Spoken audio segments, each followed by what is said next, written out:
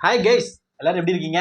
மரண மாசா வெற்றி பெற்ற இந்திய அணி கிட்டத்தட்ட 10 ஆண்டுகளுக்கு பிறகு இங்கிலாந்தை தன்னுடைய சொந்த மண்ணில் ஒயிட் வாஷ் பண்ணியிருக்காங்க. இங்கிலாந்து இந்த தொடருக்கு வருவதற்கு முன்பே எங்களை முடிஞ்சா ஒயிட் வாஷ் பண்ணி பாருங்கடா அப்படின்னு சவால் விட்டாங்க இங்கிலாந்து அணி. அதே போல T20 மற்றும் ஒரு நாள் தொடரில் ஒயிட் வாஷ் பண்ணி வெளில அனுப்பியிருக்காங்க இந்தியா.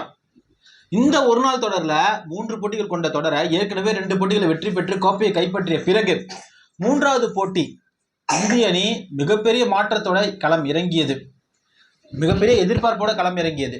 டாஸ் வென்ற இங்கிலாந்து பார்த்தீங்கன்னா இந்த வாட்டி நீங்க பேட்டிங் பிடிங்கப்பா, நாங்க பந்து வீசுறோம் அப்படின்னு இங்கிலாந்து பார்த்தீங்கன்னா இந்தியா கிட்ட கோரிக்கை வைத்தது.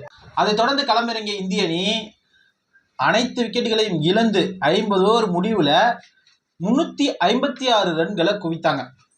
இதை தொடர்ந்து களமிறங்கிய இங்கிலாந்து அணி பார்த்தீங்கன்னா பெரிதும் சாதிக்கும், இந்த போட்டியாவது வெற்றியோட அவங்க போவாங்க அப்படின்னு எதிர்பார்த்தோம். ஆனா 34 ஓவர்ல வெறும் 214 ரன்களை மட்டுமே எடுத்து ஆல் அவுட் ஆயிட்டாங்க.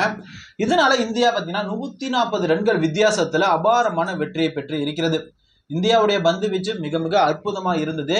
பவர் பிளேல பெரிதா நம்மளால விக்கெட் எடுக்க முடியல. அப்படி இல்லைனாலும் அடுத்தடுத்து இந்திய பவுலர்கள் பார்த்தீங்கன்னா மிக சிறப்பா பந்து வீசி இங்கிலாந்தை கதறவே விட்டாங்க.